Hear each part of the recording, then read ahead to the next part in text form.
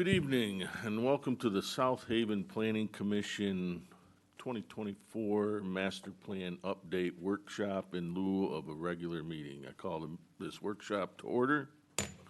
Luke, if you'd call the roll. Clark Gruber. Here. Larry Heinig.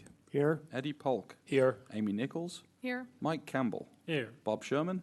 Here. Mary Horsley. Here. Janice Varney. Here. Tim Stegman. Here. Tonight we're going to do a master plan update and zoning ordinance comprehensive update discussion. Kelly, if you would start us off. Sure. Thank you, Mr. Chairman. Tonight, we do not have the Southwest Michigan Planning Commission staff with us. And so I was not anticipating spending a lot of time discussing the master plan. I thought that we would spend the bulk of our time on the zoning ordinance, but did want you to know that there were updated maps and the demographic and coastal chapters in your packet. These have been revised in accordance with the feedback received at the last workshop. And I guess I should clarify that the maps were not updated with your feedback because we didn't have the maps last time, but the maps are new. They just discussed the maps at the last workshop. So those are in your packet. If you have major comments or concerns, we can definitely discuss those this evening. Otherwise, if you have other minor kinds of feedback that you'd like to provide, I can send that in an email to the Southwest Michigan Planning Commission. Typo kinds of things they would prefer to correct that way rather than spending time during the workshop. I also want to say that the master plan survey is up and running. That's an online survey. It's available until June 30th. There is a link available in your packet, and I think that we distributed this flyer. It's making its way around social media and some other places. We do have the survey available at City Hall through the kiosk by customer service for folks who are unsure what to do or need some help taking that survey. We can make it available some other places if need be, if we find that we're not getting response rates. I think we talked about that a little bit with SWMPIC staff when they were here last time. But in the meantime, we'll see how those response rates come in and hopefully get a good response rate, and then Marcy and her team will be back next time to start to work on goals and objectives once they have some survey data.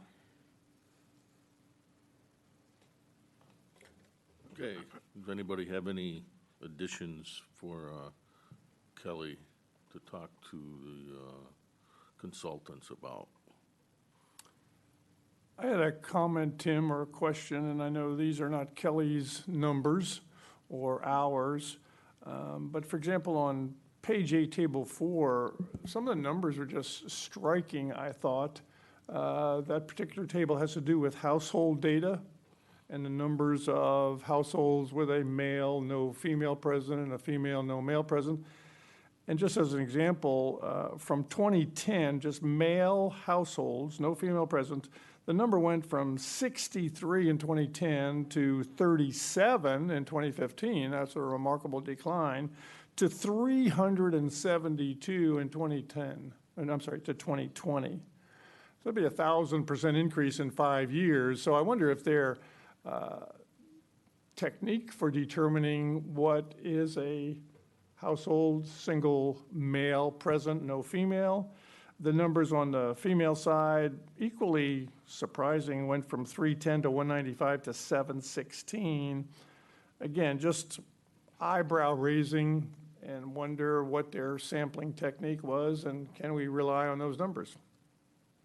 That's definitely a question I can put back to them, have them double check, first of all, make sure there wasn't a typo, and second of all, just look and see if they can find anything in particular that may have been different in the data collection across the years.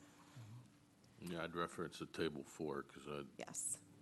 Yeah, I also wondered about their definition of owner occupied. We know there are many homes here that are second homes, folks from Chicago, Indianapolis, wherever it might be, that own property here. I'm guessing those are not categorized as owner occupied, but again, I don't know how they determine that. And that's relates to Table 8, the date in regard to value of owner occupied properties. Again, just wondering how they determine that.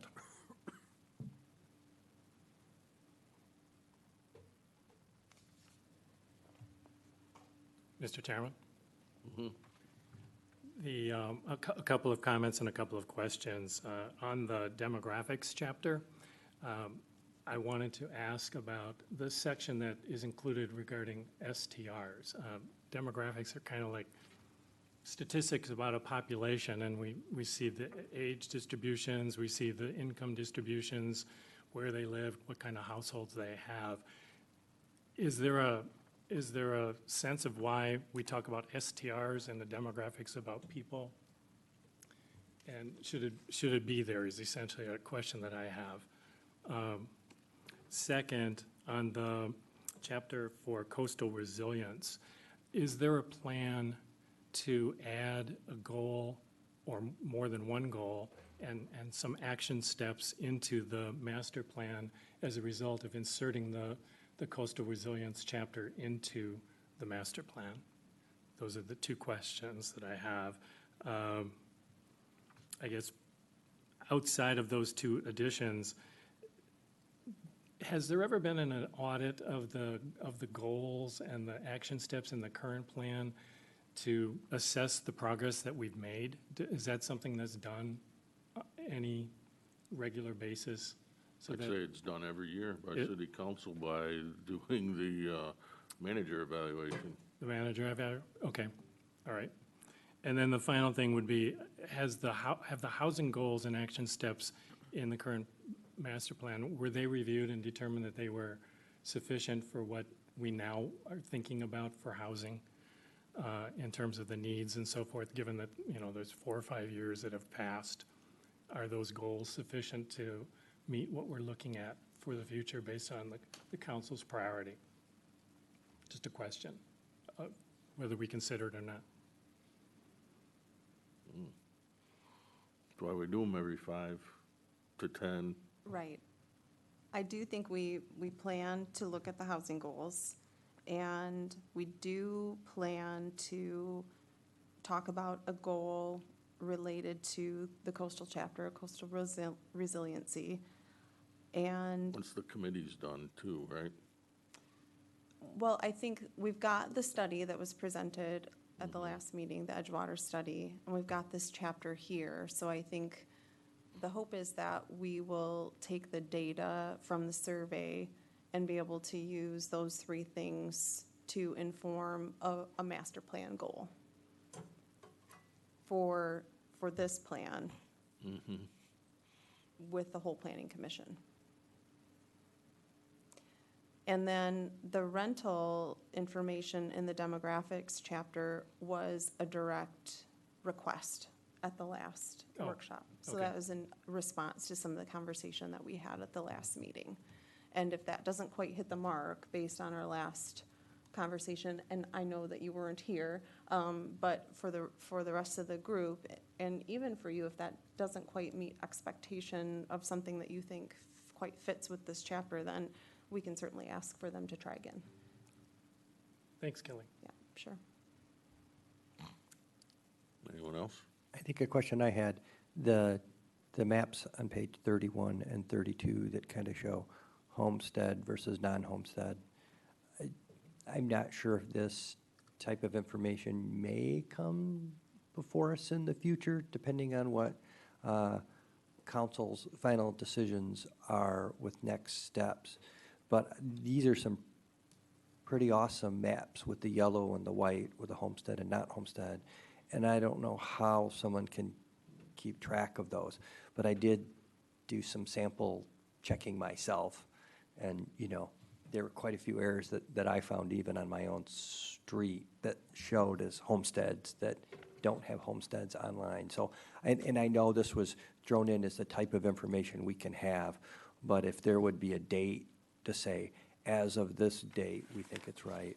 Okay. Otherwise, like I said, Ryan's got a lot on his plate. I don't know if this is Ryan's. I'm not sure how anybody can keep up with this map unless it could somehow be interactive, and I don't think it is. I think he has to individually go in, and that just seems like great data for a college intern.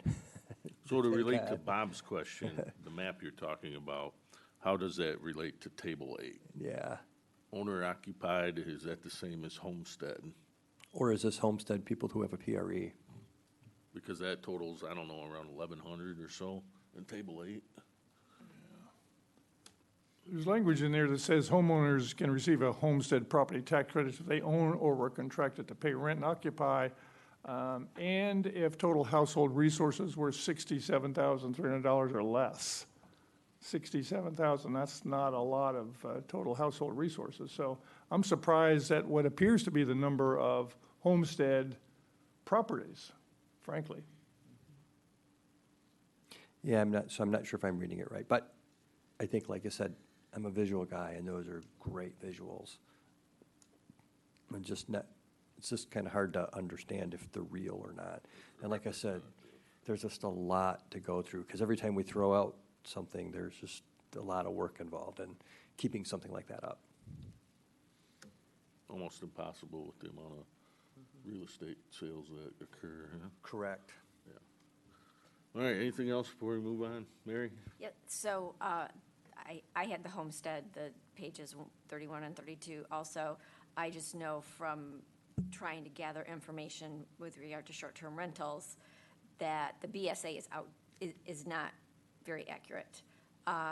Information that I had gotten from city staff didn't mesh well with what was on BSA, and it just depends on when things reconcile.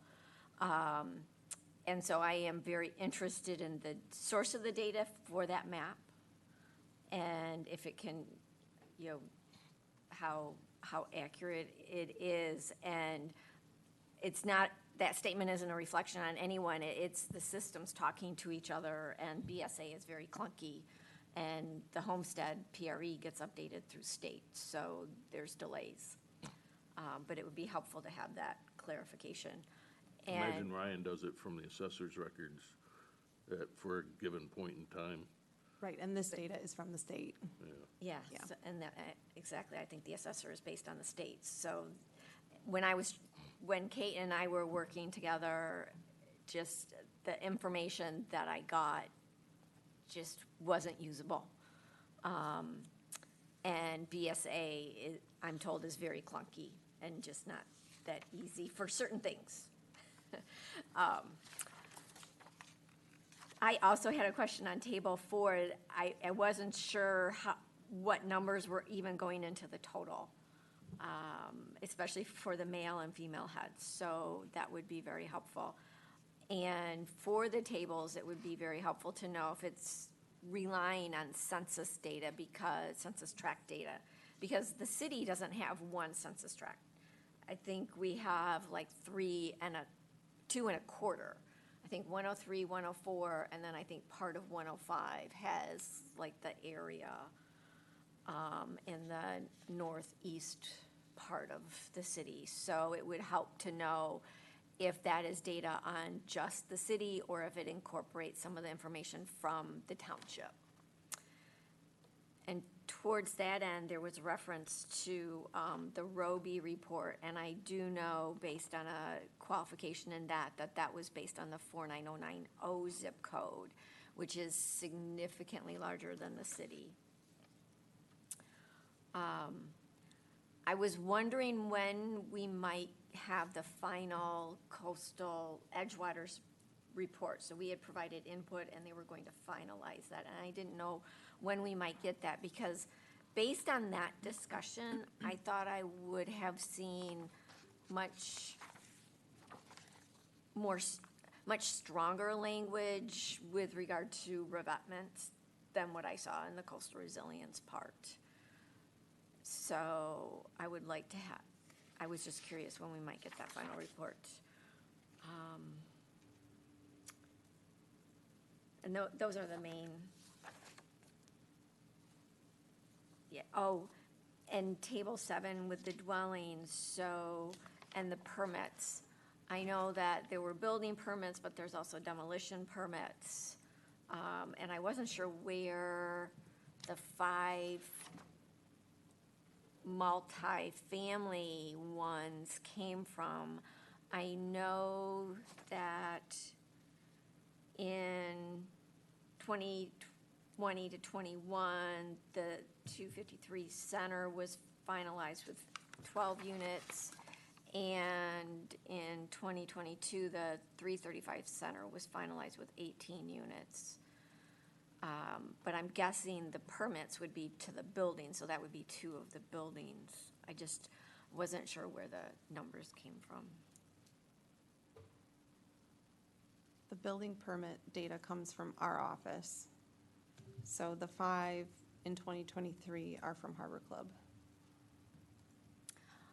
Oh, okay.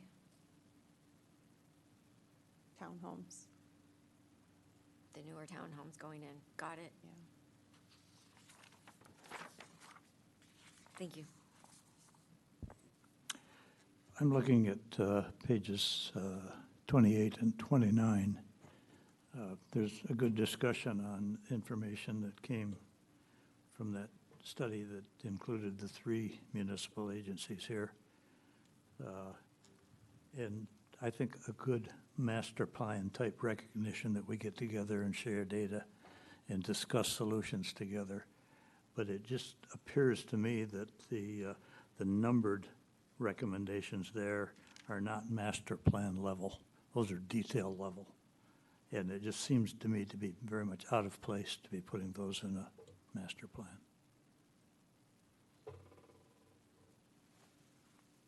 It kind of takes anything that this city might want to do out of our hands and puts it in our master plan. And I don't think this is the time to establishing a committee and talking about how the committee is going to operate at this level.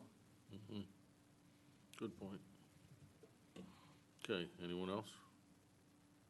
No, mine was also agreement on the homestead, because I know for a fact my neighborhood is wrong and the next one is wrong too. So we just need to do that. Now, that being said, about the coastal revetment, we have our coastal committee. Before that, all of that report comes back, I'd like to see us have a chance to look at it and throw some ideas out there before it comes back to the full committee, or to the full planning commission. That's all. Okay.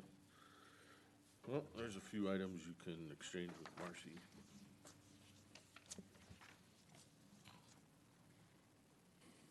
Well, let's move on to page 36 in your packet.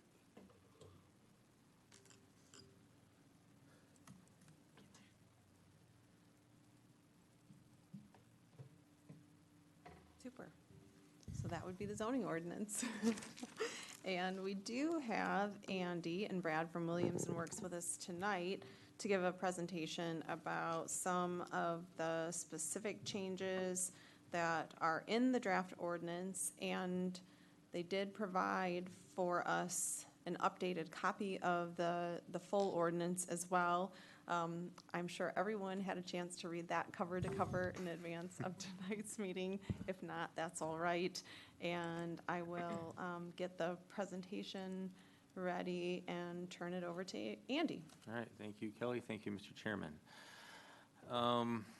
So we have a few things that we'd like to go over with the Planning Commission tonight. Part of it is just kind of be talking about the ordinance again in general, and then there are a few sort of specific questions that have come up over the last couple of months with respect to specific provisions that we've either changed or not changed or maybe reworded a little bit. And so we'd like to kind of walk through some of those and how some of the math works out for everyone so we could kind of understand where we're coming from here. It's kind of a starting point, I think. We had a few goals when we started this process.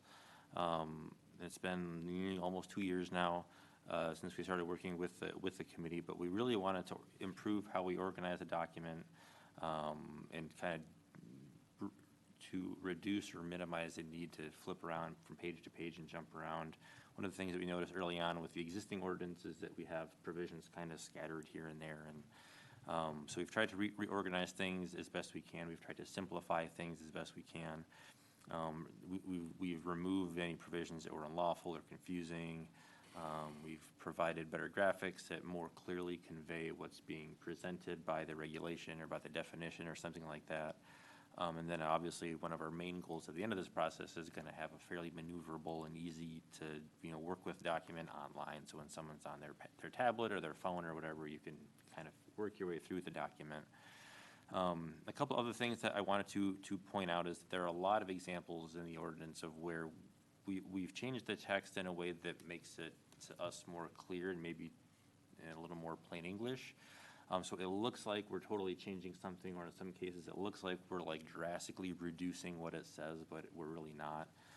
So one of the examples that was in the memo that I wrote on May 31st last week, I referenced in the example of kind of our special land use process. In your current ordinance, you have like a whole paragraph there that describes the hearing and the notice requirements and all of the stuff. And so we chopped it down to about 1 or 2 sentences, which at a glance looks significant, but when you read what we wrote and then you sort of look at how we've referenced things in the ordinance, it's really the exact same thing. So there's no change in practice, there's no change, practically speaking, to how anything works moving forward. And then I think one of the things to kind of keep in mind as we work through this process and eventually get to a public hearing is that this is a large undertaking, and we understand that this is a lot of work, and adopting this new ordinance is going to be a big step, but it's not as if once this is adopted, you can't touch it for, it's cast in amber and it's untouchable for 5 years or something like that. Like, you can amend this as things come up. There are gonna be things that change, whether it's a month from now or a year from now, something might come up. There might be a different use or a different provision or something that you're finding just isn't working for whatever reason. And then one of the goals here is to actually make it easier to change moving forward. And I think one of the issues with your current zoning ordinance is that it's kind of hard to update because it's very disjointed in a lot of ways. And making what should be a relatively simple change might mean that you have to change 5 different sections of the zoning ordinance and update all this stuff. And every time you do that, it gets easier and easier and easier to make a little mistake. And then you have a conflict, and then you have something else going wrong. So we're trying to make it easier to change and to adjust and to sort of evolve over time. And so I guess that's one of the things that we just want you to sort of bear in mind as we move through this process. So on the next slide, we have a few changes that we wanted to kind of call your attention to that we made in the draft.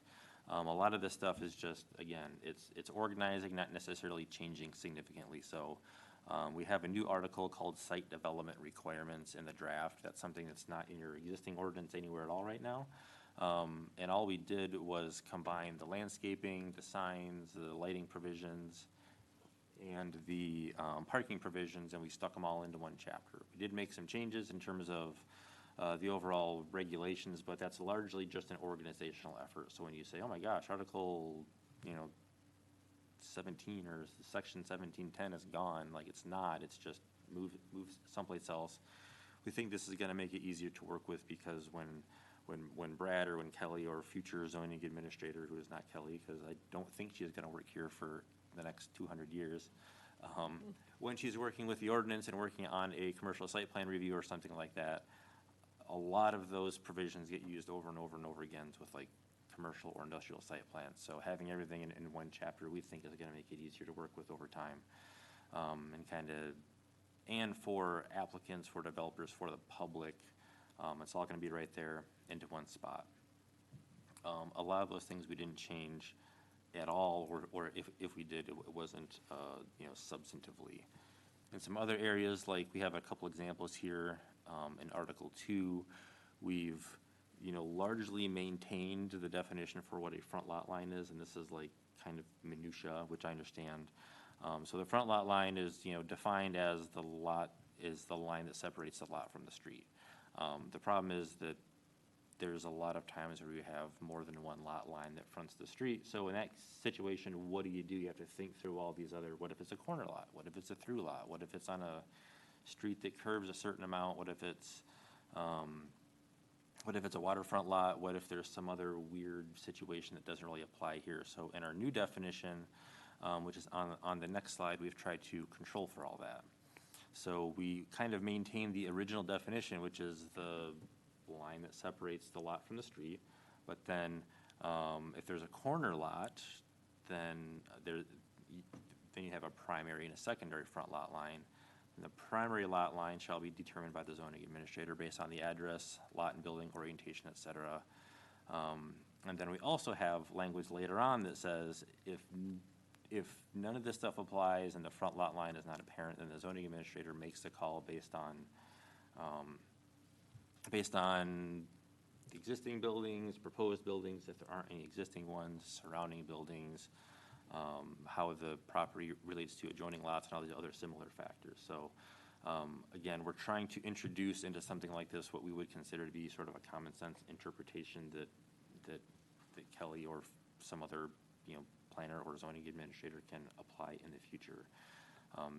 The intent here, again, is to have something that's gonna work in sort of a plain situation for 90 to 95% of the lots in the city, but for those 5% of them that are oddballs, we wanna have kind of a relief valve here that lets the zoning administrator, apply the ordinance as it's written in the proposed draft, which is basically to look around, let's kind of come to a common sense conclusion. That could include even a conversation with the applicant, like, hey, how do you intend to use this? Where is your building gonna be?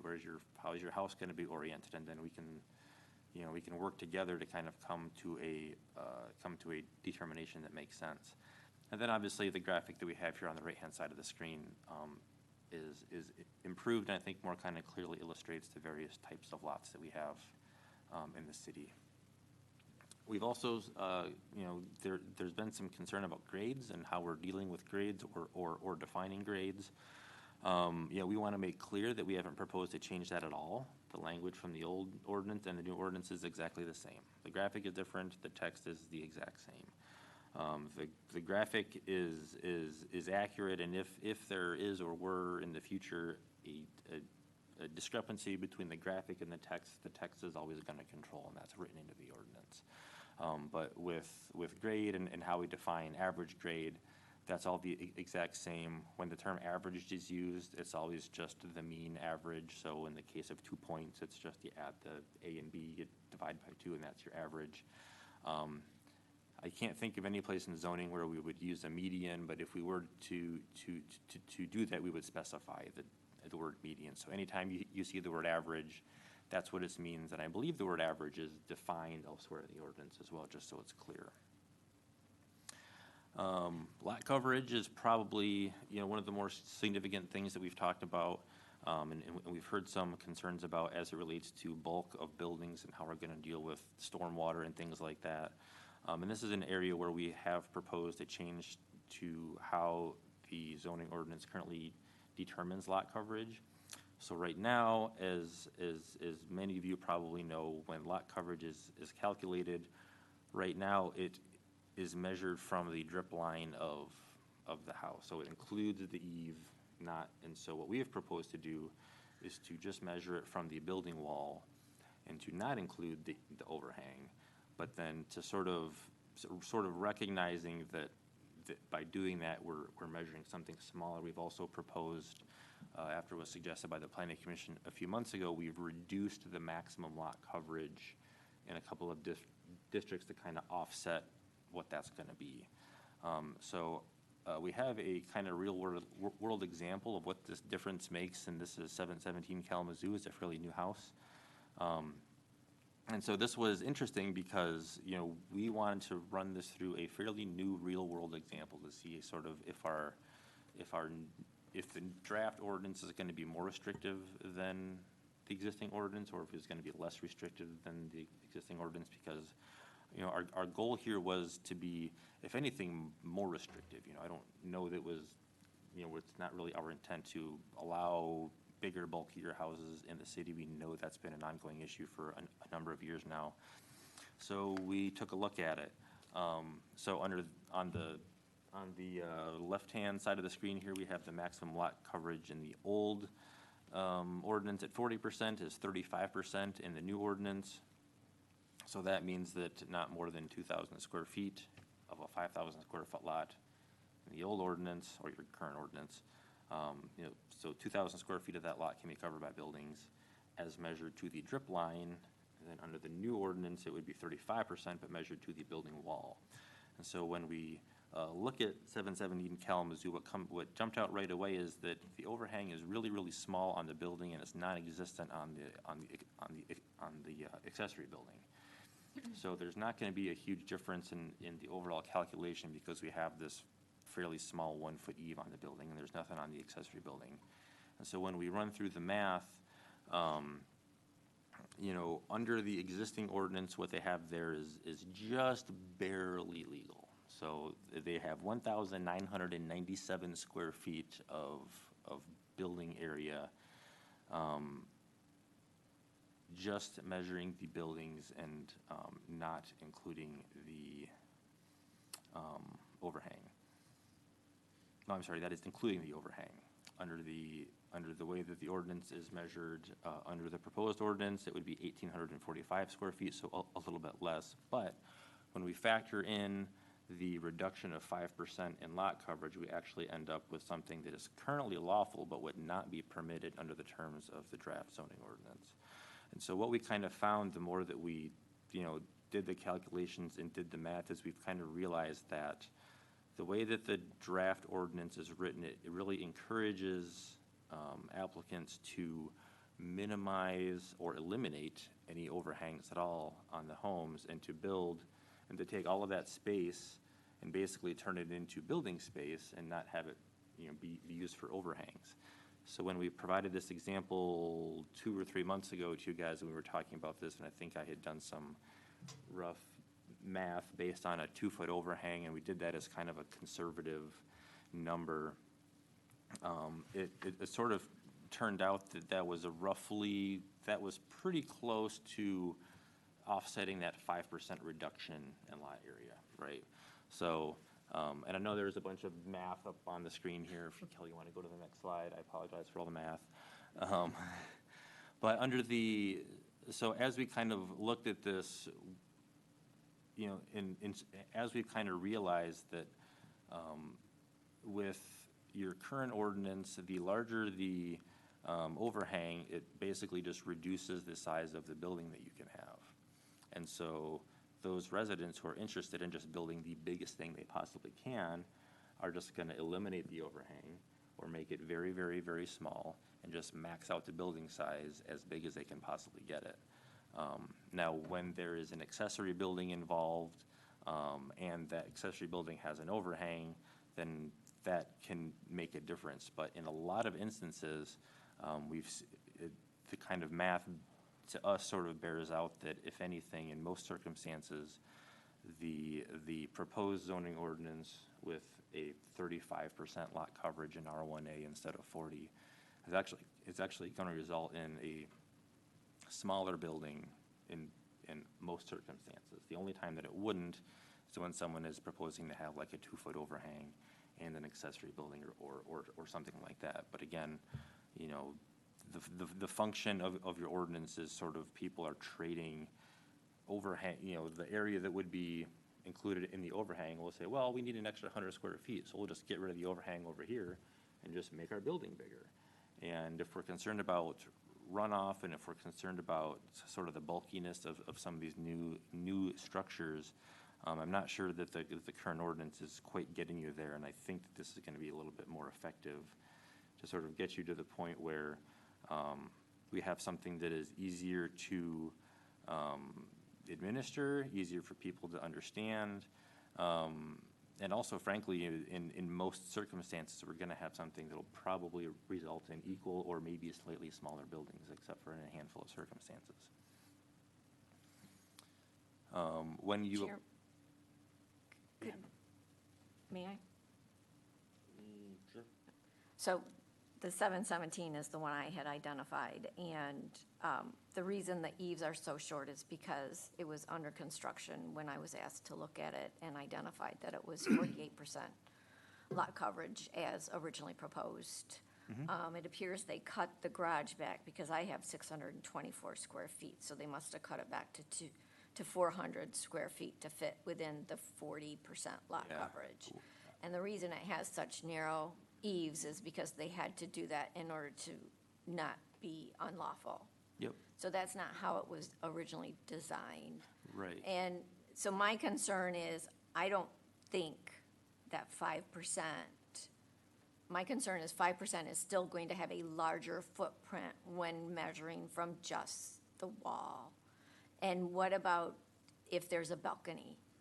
Because you're measuring from the wall, which would not be the balcony, and they could then have overhang that way.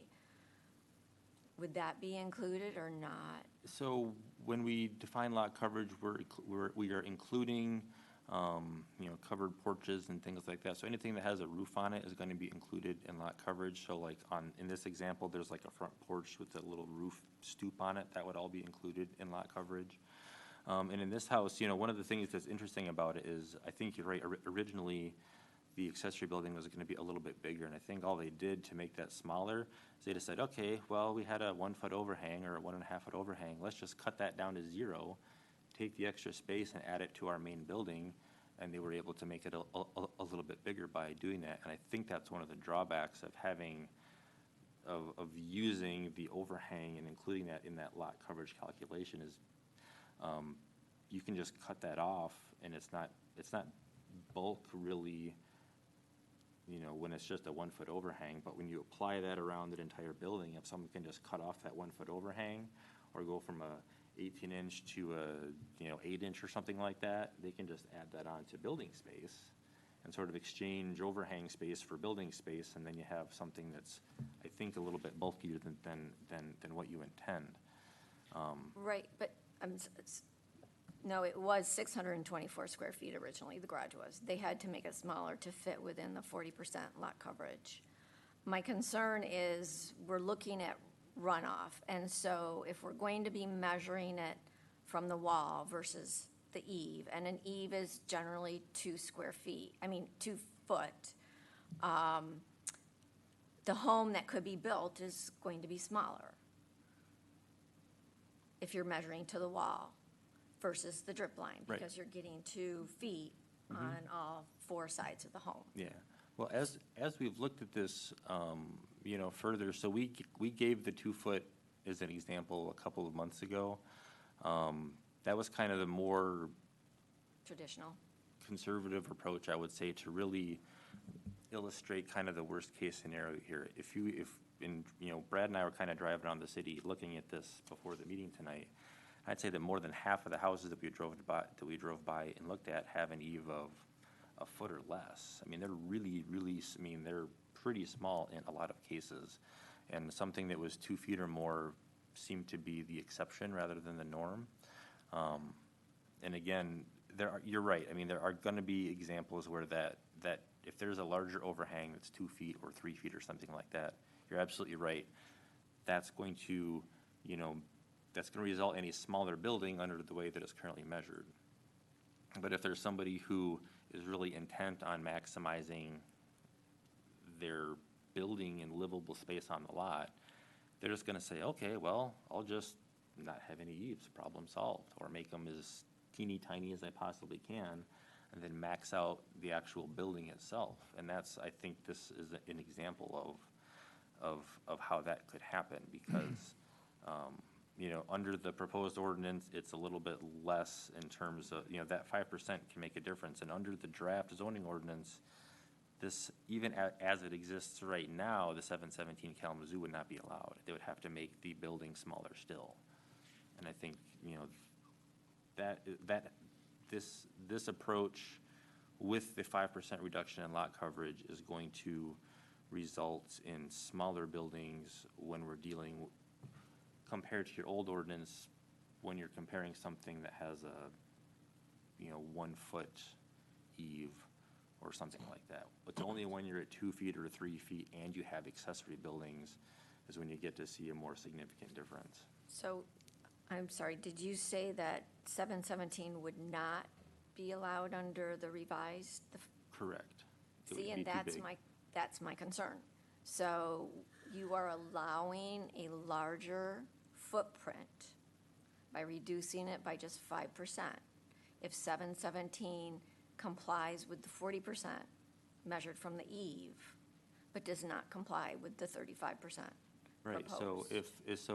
if they came in, so if this, hypothetically, if this draft ordinance was adopted tomorrow, and they came in with the exact building plans of what's built there now, Kelly's answer would be, no, you have to make this smaller. So, if the thought is that 717 should be allowed to exist, and it's, you know, as it is, and it should be legal, then if anything, we would need to increase the maximum lot coverage that's in the ordinance, that's in the proposed ordinance. What is in here applied to 717 is more restrictive than your current ordinance. This house would be Okay. too big if it were to be built under the draft ordinance by about not a lot, but by about 100 or so square feet. So they'd have to figure out a Okay. way to make something smaller under this draft. Okay. That helps. So when it comes to this topic, and I think I speak for everybody on this commission, what we want to maintain is a distance between dwellings, especially in certain zoning areas. Yep.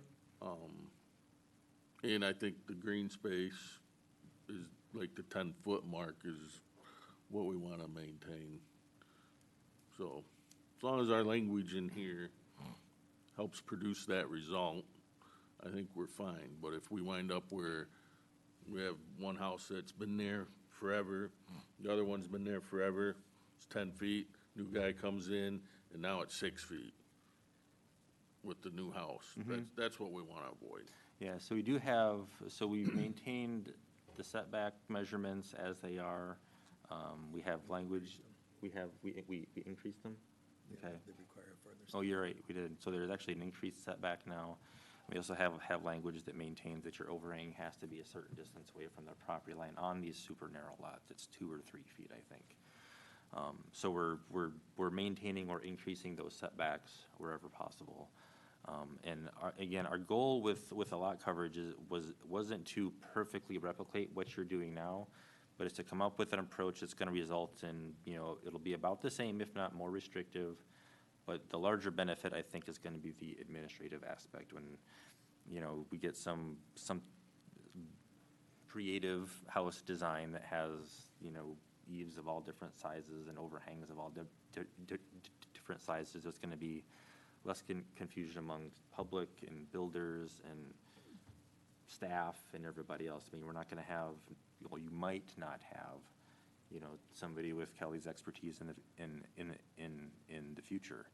So we want to, like, I don't want to make it easy just for the sake of making it easy, but to the extent that we can have kind of the same regulatory effect, I think that makes sense to do it, and that's what we've tried to do here. Mr. Chairman, I have a question about this, but I'm happy to wait if you want to ask questions at the end. Because this is one of the bigger ones. Okay. If you could go back a couple of slides to where you have figure 2.7. Okay, thank you. Oh. So my recollection, again, not having been involved with all the conversations, is that when you came in with the proposed ordinance, that the swimming pools was going to be treated as an exclusion, not counted as lot coverage. Yep. But then there was a change to add swimming pools to Yep. the lot coverage. Yep. So should the swimming pool on this, Yes. Yeah, so It's- it's going to change? Yes, absolutely. So we've updated the text. Our graphic designer is just completely swamped. Okay, But that's thank you. going to be updated in the draft. Yes, Appreciate that's it. true. Good catch, Mike. I had the same exact question. We're conflicting language and illustrations, so we need to resolve those, but it sounds like that's going to be done. Yeah, absolutely. I don't know how many, a lot. Yeah, and so there were some other, you know, kind of smaller things that we've done with the ordinance. I know it was asked that we darken the text and we make some other changes, so we've done that. Hopefully it reads a little bit clearer now for everybody. We'll be adjusting some of the shades of green in the graphics and doing some other kind of minor things. A couple other just real quick notable changes, if there are no other questions here, is that, Kelly, if you want to advance a couple, 3, 4, 5 slides. One more. No, sorry, one more. Okay, thank you. So a few other just kind of quick items. In your existing ordinance, you have a PB1 district, which is professional business.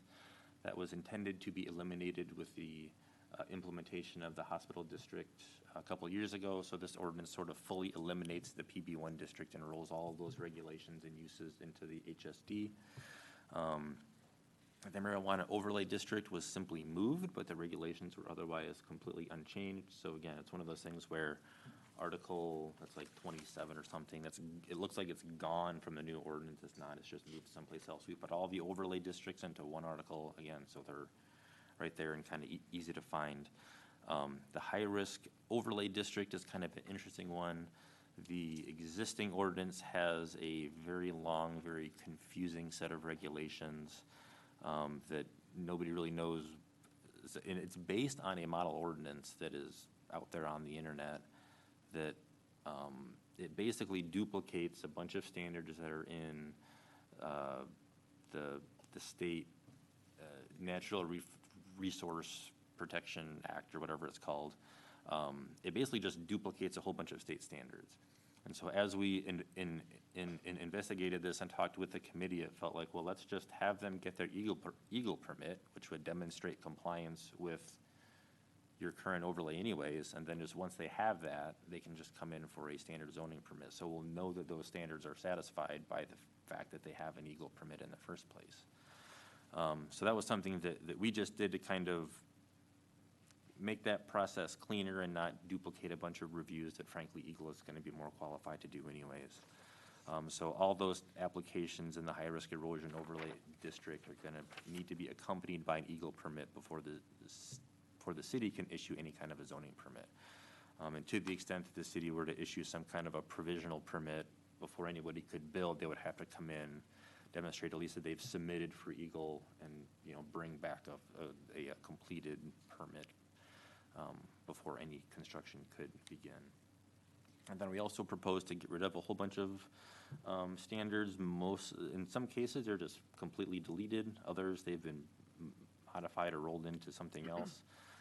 You have a whole section on land divisions, which doesn't really belong in the zoning, in our opinion. That's something that can be done administratively by staff, either with its own ordinance, or a lot of communities just don't need or need to have a land division ordinance specifically. Language about raising buildings, moving buildings, don't need to be in there. They're more building permit issues and building code issues, not zoning issues. We got rid of things, sections about satellite dish antennas, because nobody has, the giant 8-foot satellite dishes anymore. Residential quarters for security personnel, those things, just don't really exist anymore either. Most of that stuff is just controlled by computers. There are some street standards in there that apply to public streets, not private streets, and zoning doesn't really apply to public land or public streets at all. So again, those are standards and specifications that can be adopted and implemented by the DPW. If someone wants to build a public street and dedicate it to the city, that's fine. They can follow the street standards that the city sets forth, but again, not something that needs to be in zoning. And there are a few others too that are outlined in the memo that I wrote to you last week, but those are kind of the most significant ones as well. There's a couple other examples, keeping of animals. There was a little bit of language in the old ordinance about animals. You have an entire general law ordinance about keeping animals, so you don't need to duplicate it in zoning. Same kind of thing. So a lot of the stuff where there's conflicts, unnecessary language, stuff that's covered elsewhere, we're cleaning it up, simplifying, making it easier to use. We're going to get rid of stuff that doesn't really need to be in there.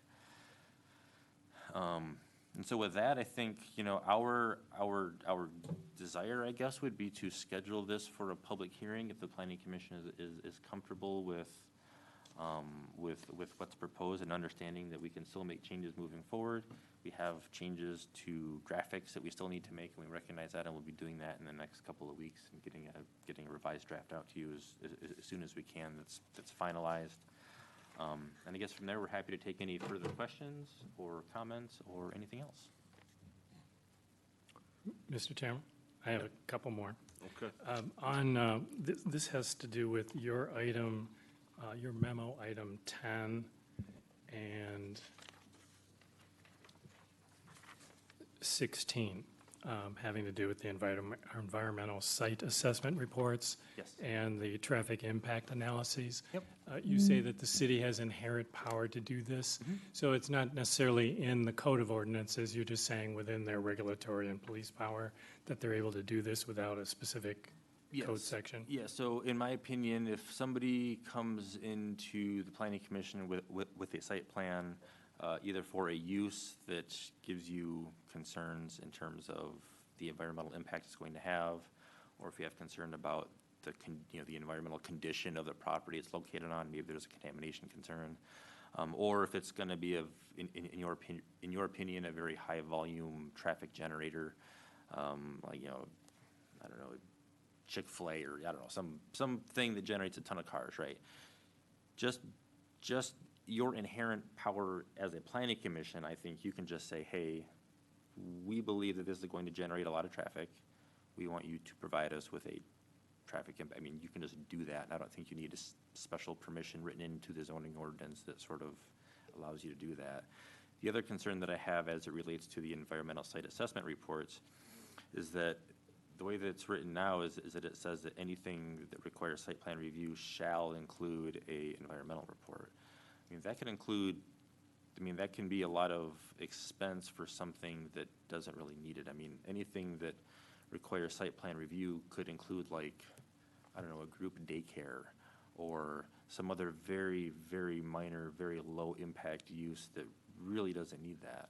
And so when you have language in here that says, without exception, you shall provide this, we think it's a little more burdensome than it probably needs to be, and so that's why we have proposed to take it out. But yeah, to answer your question, I don't think you need specific permission in your zoning ordinance to ask for additional information when you're evaluating the impact of a proposed development on your community. And then the second question involves your items 11 and 12 about raising buildings and moving buildings. In both of those cases, the current zoning ordinance requires a permit.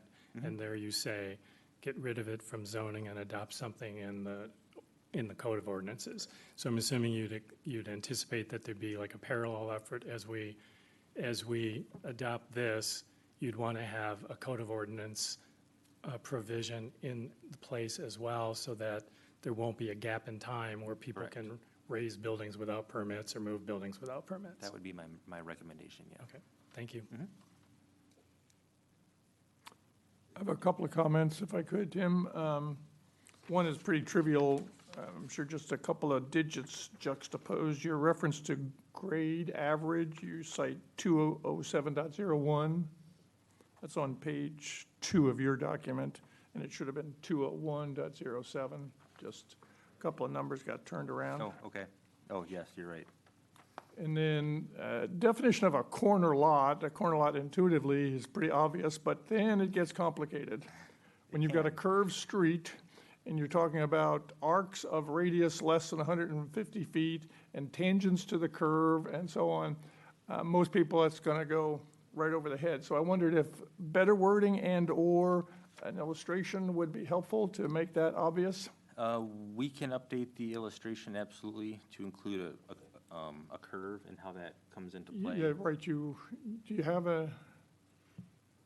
you have an illustration, 2.6, that shows a corner lot, but none on a curve, Yeah. maybe the one along the riverfront, but anyway, I Yeah. think that wording is very awkward and will be difficult for most people to understand, so a picture would probably help. Yep. Yeah, so what we can do in the figure 2.6 is kind of on the bottom right-ish part of the screen. We can just kind of round that corner a little bit and That might help. add some lines in there. to That show might help, right, right, We can do that. okay.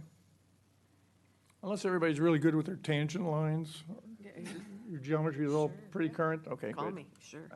Yeah, I mean, mostly Kelly's going to have to be figuring this stuff out with her slide rule and protractors. Protractor.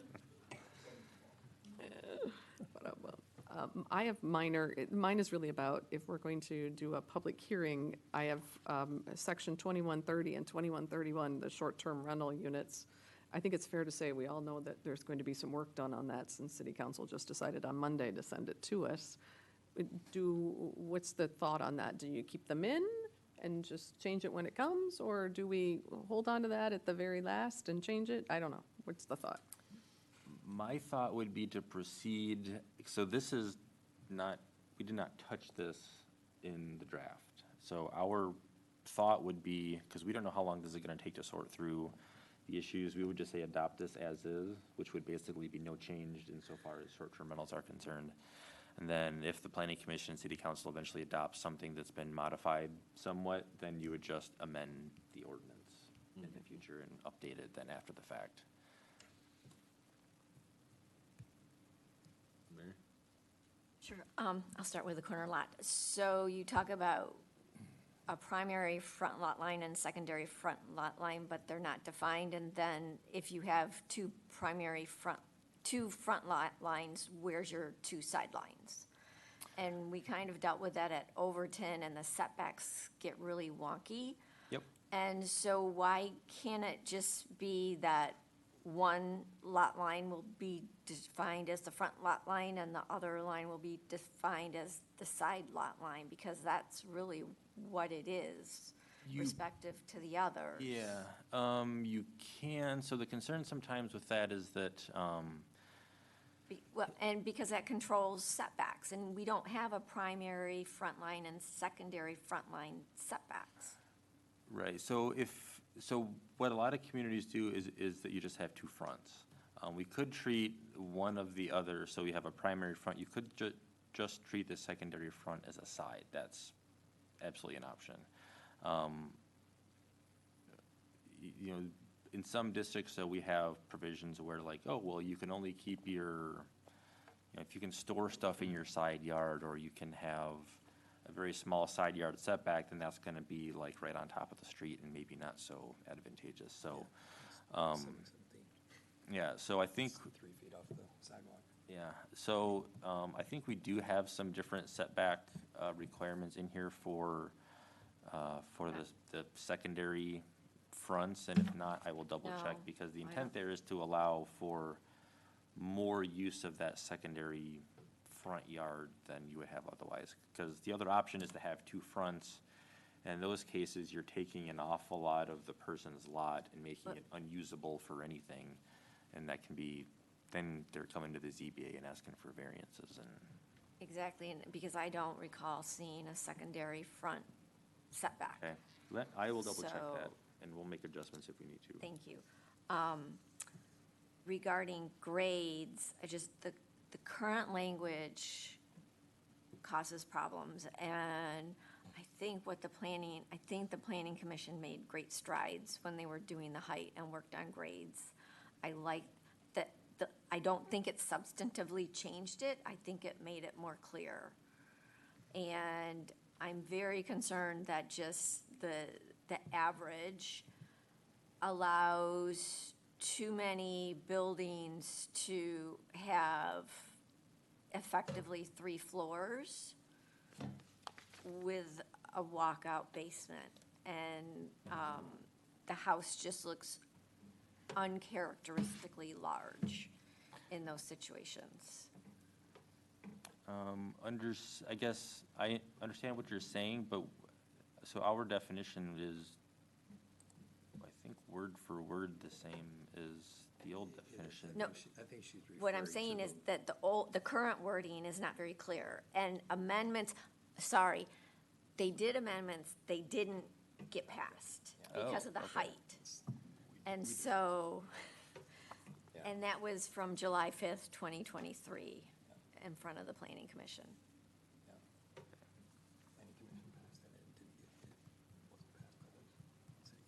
But it didn't get passed because of the height issue, not because of the grade issue. They just left it, didn't they? Yeah.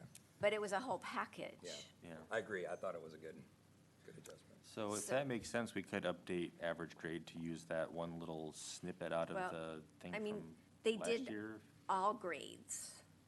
So average, finished, and natural? those three? Yes. Yeah. Okay. Yep. We can check on I those. can show the Okay. Yep. draft. And I can send this, I printed it off. I just think it would be helpful. And just, for the lot coverage, you include roofed decks, but isn't a roof deck a porch?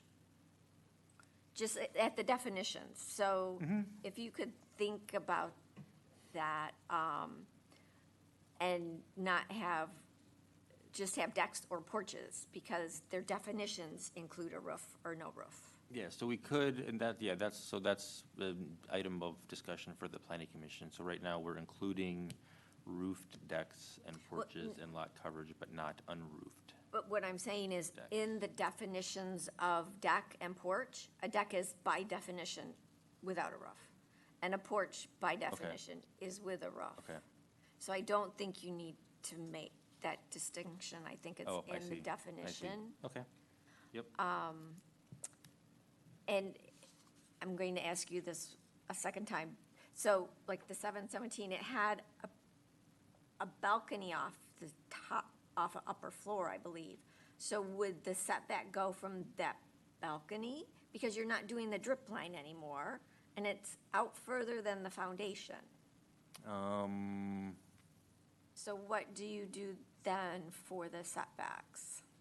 I guess it would depend on if it was just a balcony that just stuck out a little bit, I mean, that would probably be a projection that's handled under section. Okay, Yeah, so there's a whole section about projections into yards that are Yep. permitted, so it probably would have fallen under that provision.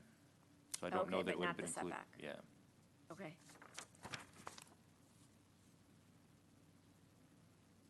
And so where is that projection language? I wasn't sure exactly where that was. I know it's 7, It's Article 21, okay, I can look in that. 2106, yes, thank Okay. you. On page 21-5. And in section 4, Article 4, when we're at the very beginning, talking about the material and being characteristic. So I was at a workshop that MSU put on, and somebody else that was there gave the language they use. And I thought if it was added at the end of that 400 section that talks about intent, it could occur right after urban fabric. And it says, using material consistent with material of surrounding dwellings and harmonious with adjacent dwellings. It's just, we're getting some homes that are not characteristic of the neighborhood, and it just really changes the face. And I just know from the master plan that a key goal was trying to keep things consistent.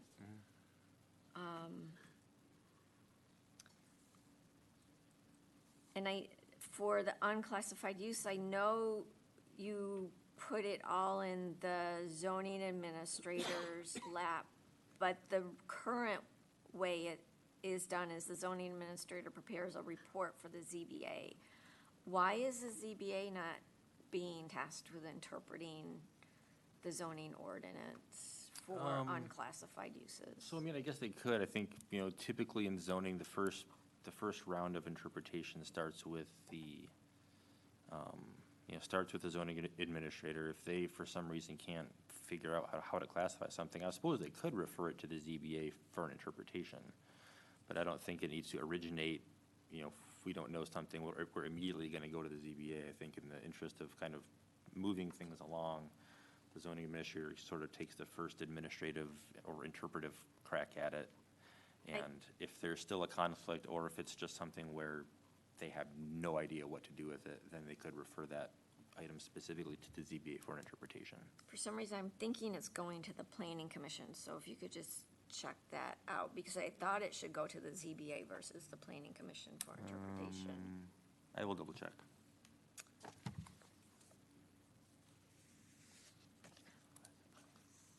Your number 17 with hotels, motels, and short-term rentals.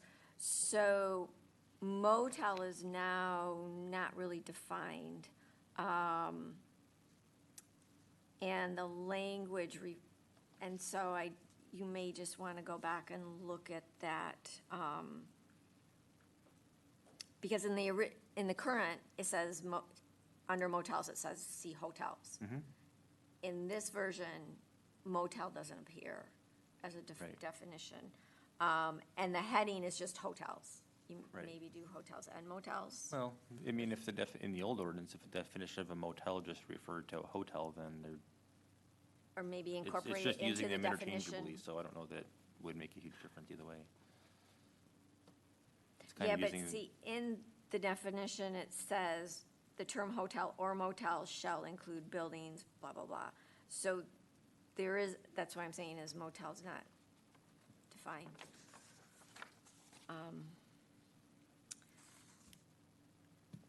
Wind turbines, so you had removed the 1742, which referred to 151035, which is now 1904.39. I didn't understand why 1904.39 was being left in for wind energy facilities if wind turbines couldn't exist, and that's why. Just the utility scale ones is what we are referring to. So if someone wants to have a wind turbine on their house, they can still do that. But if somebody wants to build a 400-footer in the city, that's not gonna work. So that's what our intent was for taking that out. So Okay. 1904-39, you know, it prohibits the utility scale facilities. It allows for one that's 40 feet or less in height, and then if someone wants to go taller than that, it's a category 2. That's a special use permit, but it's only in your industrial and your highway commercial Okay. districts.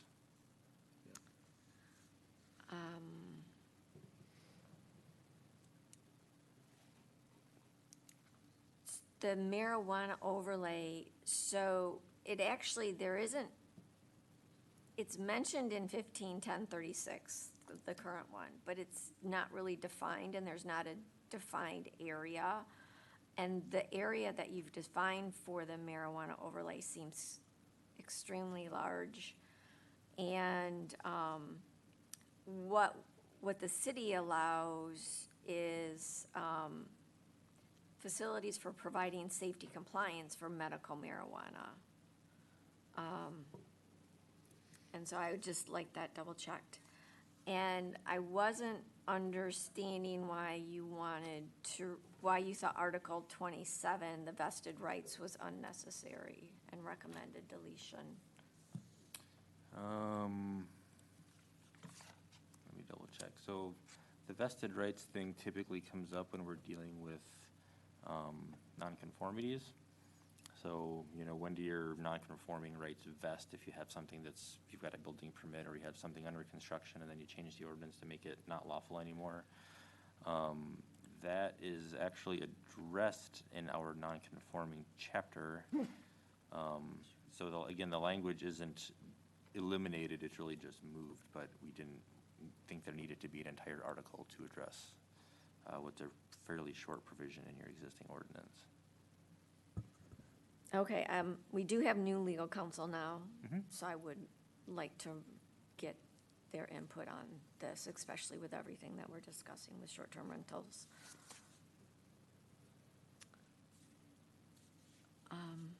And I was wondering, where is demolition covered in zoning? I couldn't find it.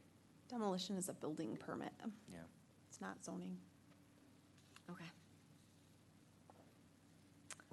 And Mary, can you clarify again, because I think we talked about this before, about the marijuana overlay, and I'm not seeing that there's been any change to the marijuana overlay. So I want to, if we Maybe can you- clarify that before we go. Well, maybe you and I can sit down, compare it, because so it's in 151036, the current zoning ordinance, which I don't have up, and I don't Yeah, have a copy. I see, that was a literal copy and paste from the old ordinance into the new ordinance. And then on your zoning map, there's an overlay district that's on the east side of the highway, that's your overlay zone, but the language itself has not been, other than the As, it might be number ones now, like, Okay. the substance of the language is untouched. It's the industrial park area and along Phoenix.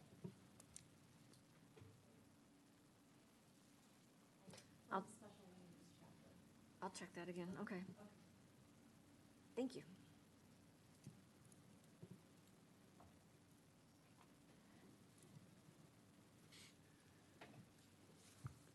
Thank you, that's it. Did Mary steal all your thunder, Janice? No, I'm fine, Okay, yeah. I'm good. good. Could you pull up page 63?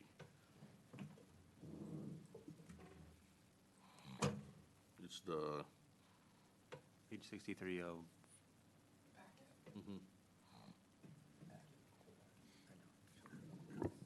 figure 2.5. Where it says A, grade is in blue circle, or not circle, but rectangle. And then if you look by the tree, it says natural grade. They're both the same, correct?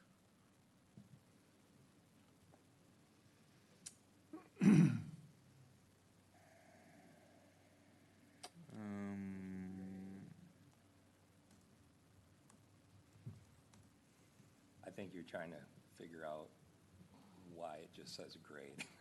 Yeah. I got you. Yeah, I understand. I think the reason Malia probably threw that there is that this was how we're, it's a measurement. yeah, well, I think it's like the grade measured like at the street, Yeah, so we which might, would be the natural grade yeah. there. Well, I do remember we did have a property where about that tree and the property line was much, much higher, which kind of threw things off. But, you know, finished grade and a natural grade.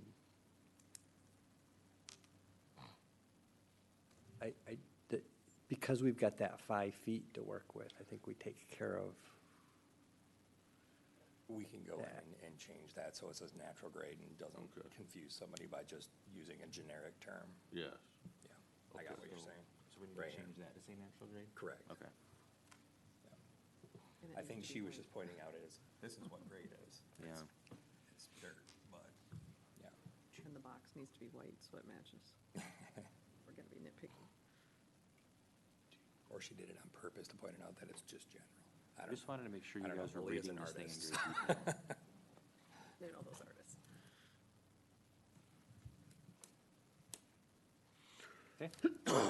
Okay, so I think where we're at now is make those changes suggested.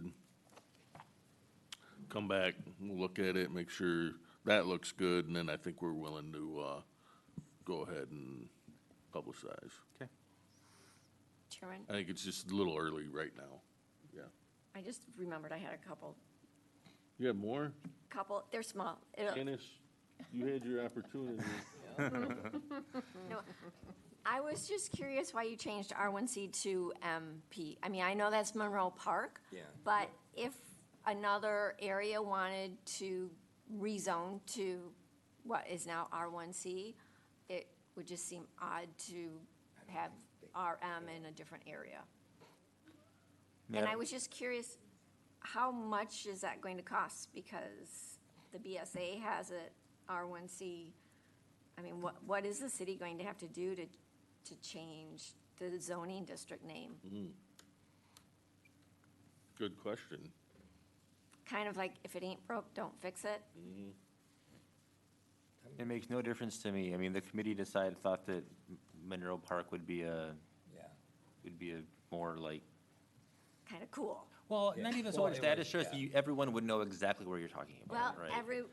So, not and maybe everybody does now, R1C but was I, specifically it does created not separate matter from to everything me. else because of that Yeah. historical district. Yeah, even though Yeah. it's not I don't think it's a true Yeah. historical Yeah. district. Right, But I there's mean, no we- historic designation, but I think the thinking has always been that is a specific part of town that would not necessarily be ideal to rezone anything else to R1C. It has been historically the thinking. But I'm thinking if we want affordable homes, smaller lots, denser lots, would give that opportunity.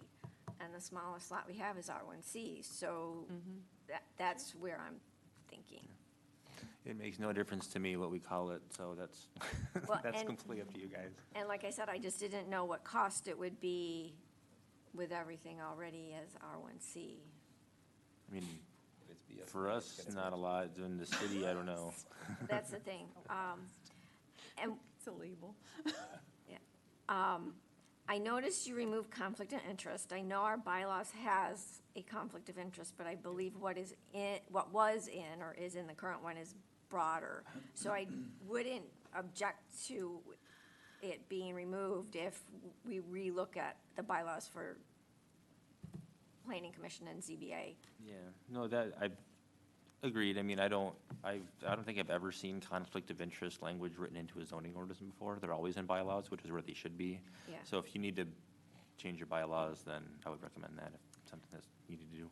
And I noticed that you have lot now includes plot tract parcel, so I did a quick search. And there's several occurrences where things are parcels or lots, lot or parcel. And so that might be a little confusing.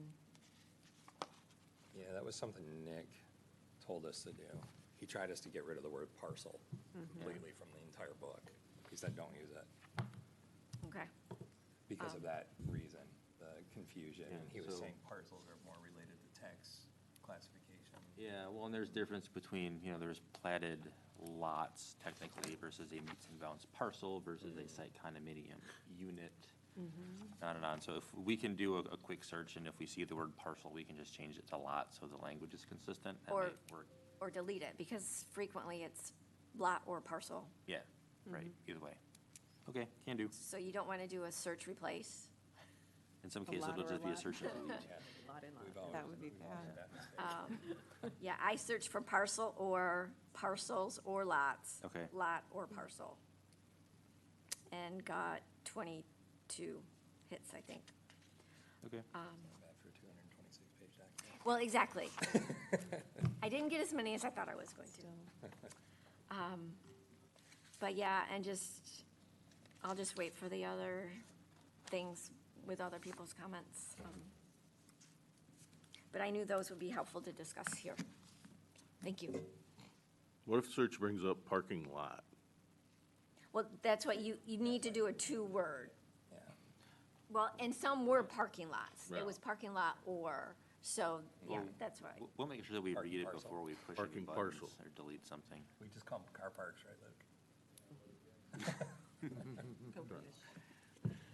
Oh, One more? what, so this is just,